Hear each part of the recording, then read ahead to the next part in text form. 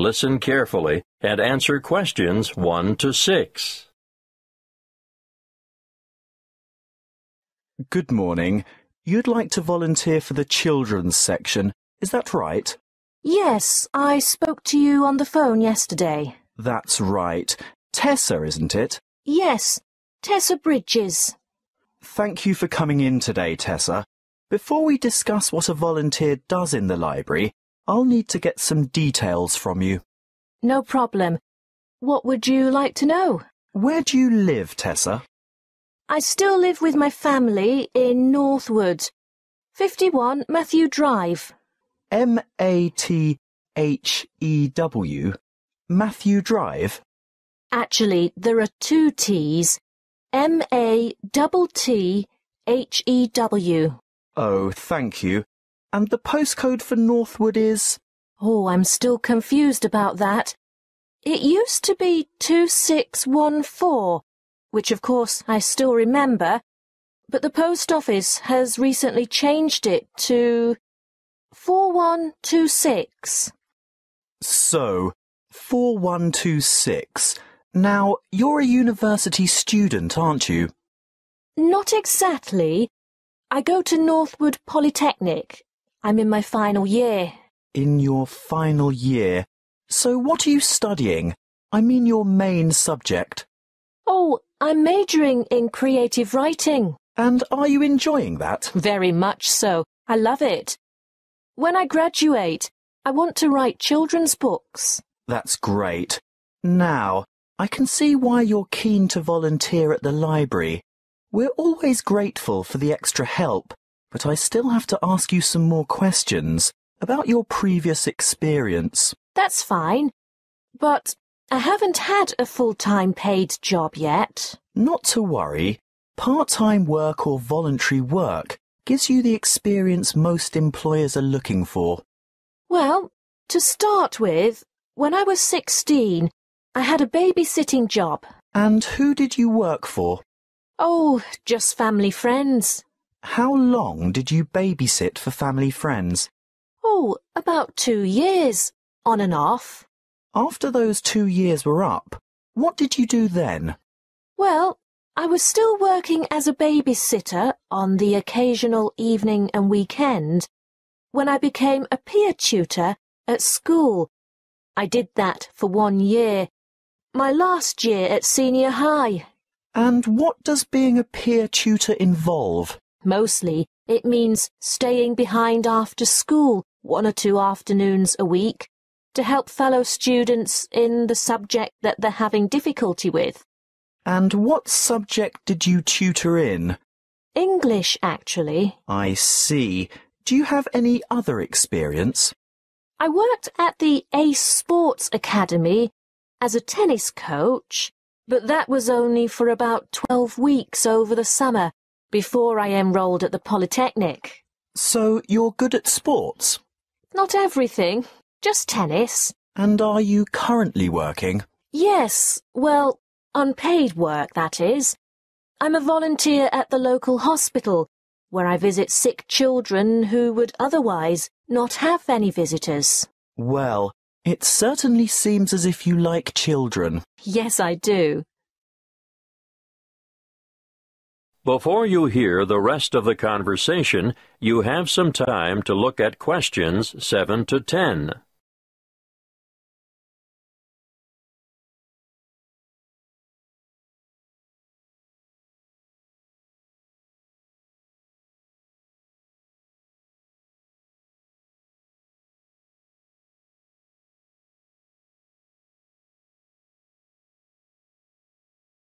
Now, listen and answer questions 7 to 10.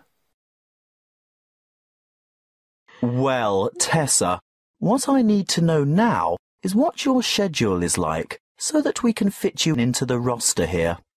Can I assume that you're not able to work Monday to Friday during office hours? Right.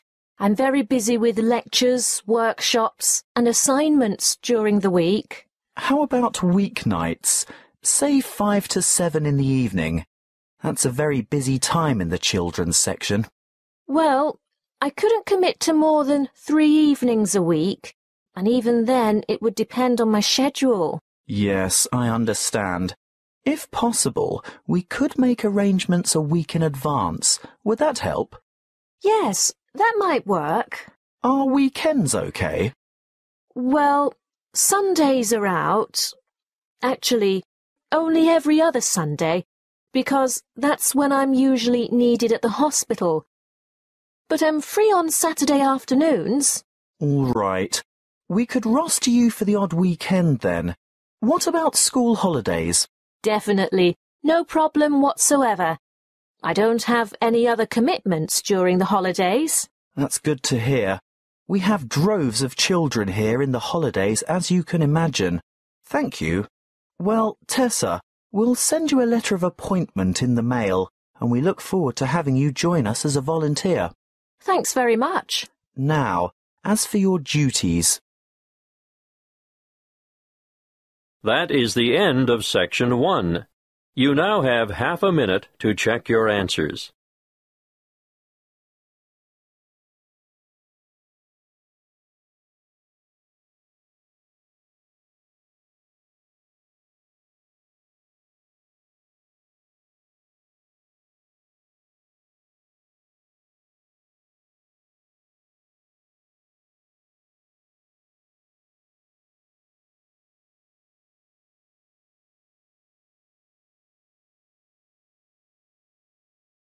Now, turn to Section 2.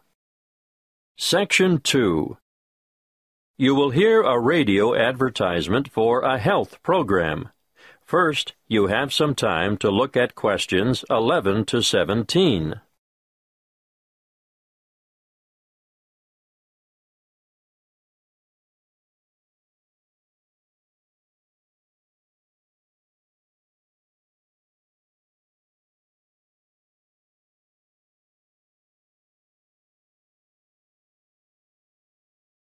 Listen carefully and answer questions 11 to 17. Prevention is better than cure. You all know that, don't you? Have you been looking for some help and guidance for maintaining your health? Well, today, I want to tell you all about a new health program called Be Well. Be Well Online, actually. This is an interactive website packed with resources to assist you in achieving your health goals. On this website, you'll find up-to-date health information you can trust. It has a register which includes a quick online check to assess your health and keep track of your progress. What do you want to do? Lose weight? Give up smoking? Manage your blood glucose levels or just improve your overall fitness?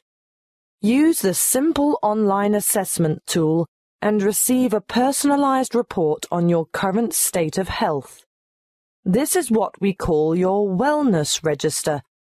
After you've completed this, you'll be ready to move on. Now, the Active Health Agenda is where our team of experts has created a series of interactive 8-week programs for some of the most common health goals.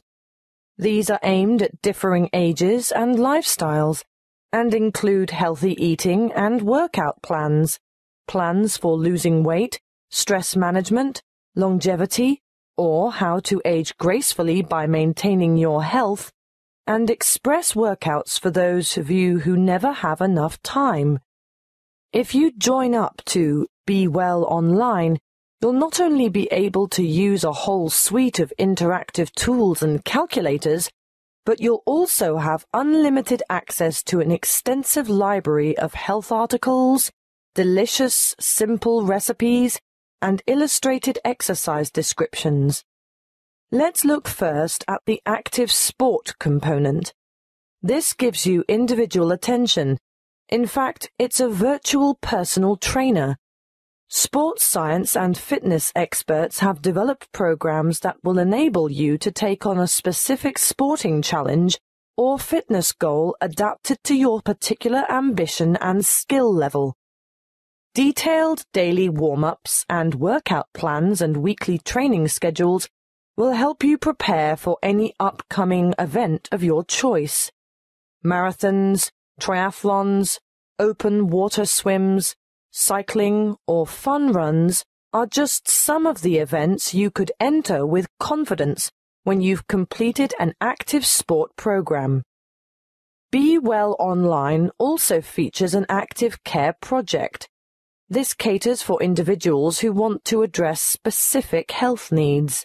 The 4 courses in most demand are Stop Smoking, which will give you strategies, email support, and reliable tools and resources to help you quit smoking forever.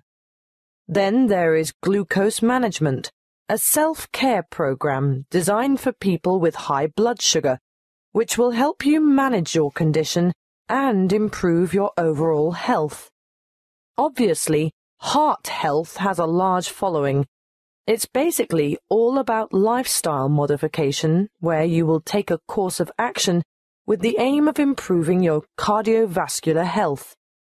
Those of you who suffer from neck and/or back pain will benefit from the Back Care program, but we're talking about minor troubles here. Anything major should be attended to by a qualified physician in person. So, what are you waiting for? Register today at bewellforlife.com.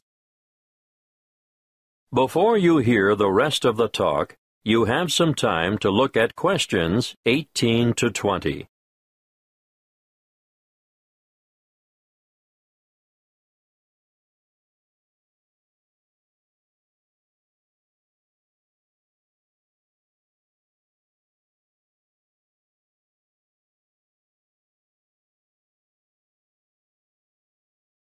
Now listen and answer questions 18 to 20.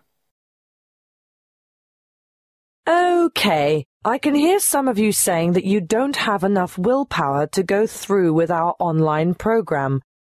Well, just for people like you, we offer Be Well Coaching. What is it?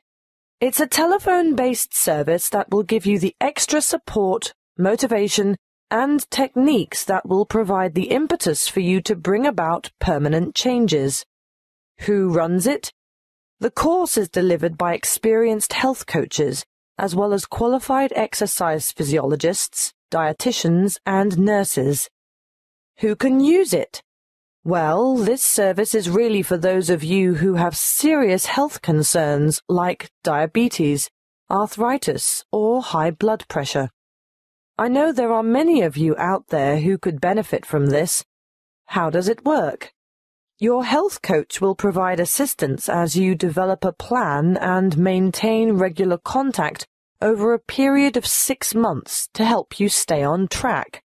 You'll also get access to a phone-in service for extra support if you need it, and you'll be provided with health information specifically targeted at your individual problem. Now, what could be better than that? That is the end of Section 2. You now have half a minute to check your answers.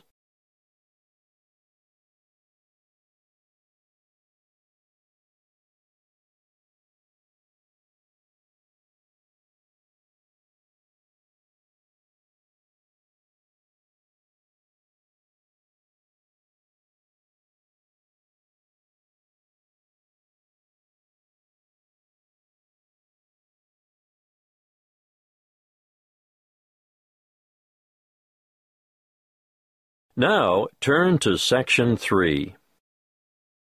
Section 3. You will hear a conversation between 2 senior students who have to organize a competition for the University Open Day. First, you have some time to look at questions 21 to 27.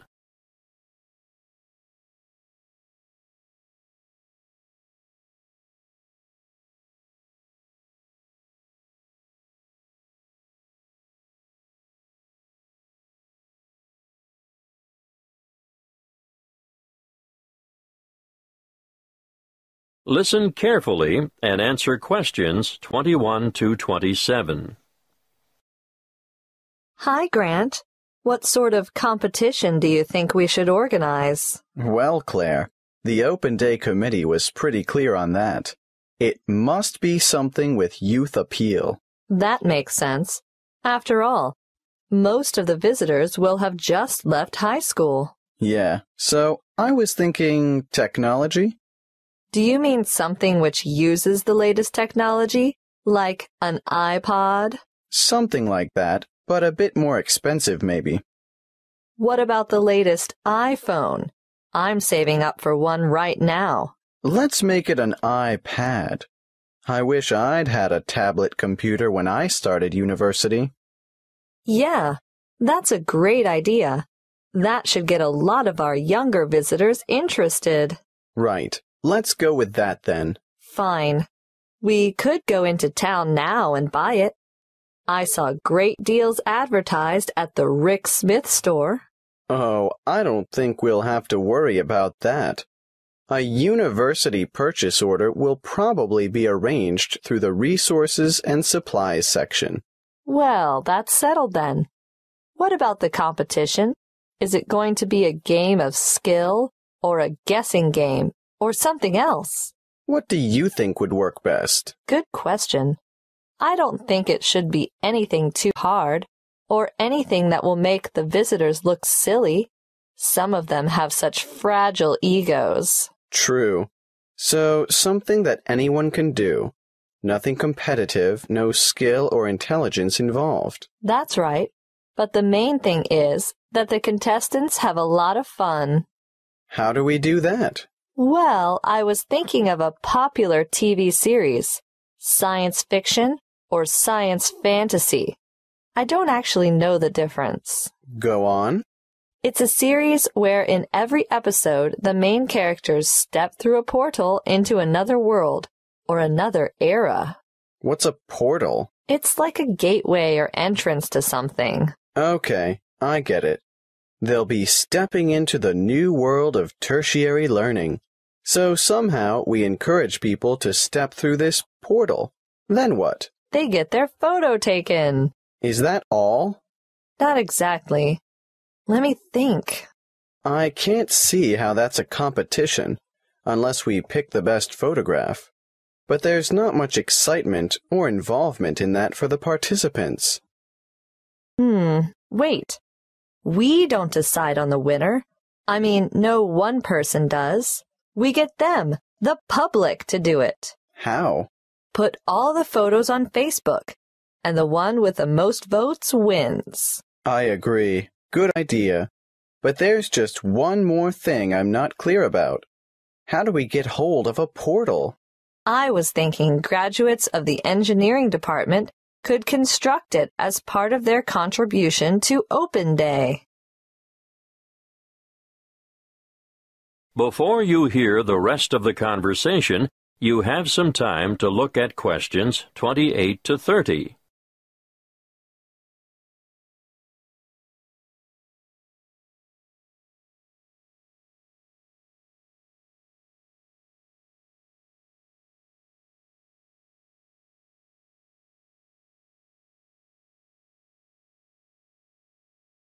Now, listen and answer questions 28 to 30. How do visitors enter the competition on Open Day? Well, firstly, they have to make their way to the portal photo booth on campus. Okay. A bit like a treasure hunt to start with. Yes, and then they get their photo taken stepping through the portal. And they'll have to write down their details. You know, name, phone number, email. No, hang on. Let's keep it simple. Just name and email address should do. Then after, say, the 30th of July, people can visit the university Facebook page and vote for their favorite photo. So the photo with the most votes wins. Yes, I think that should generate quite a bit of interest. What about a cutoff date? Of course, maybe, the most popular photo as of 5 p.m. on the 10th of August will collect the iPad.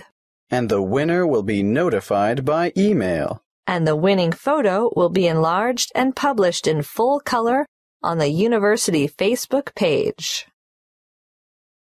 That is the end of Section 3. You now have half a minute to check your answers.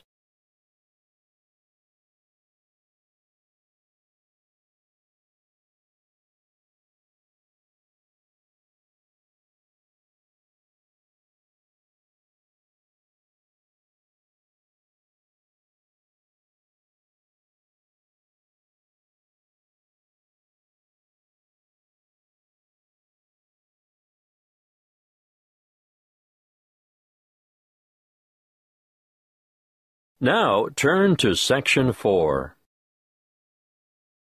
Section 4. You will hear a talk given by a lecturer in the Environmental Studies Department on agriculture and environment. First, you have some time to look at questions 31 to 40.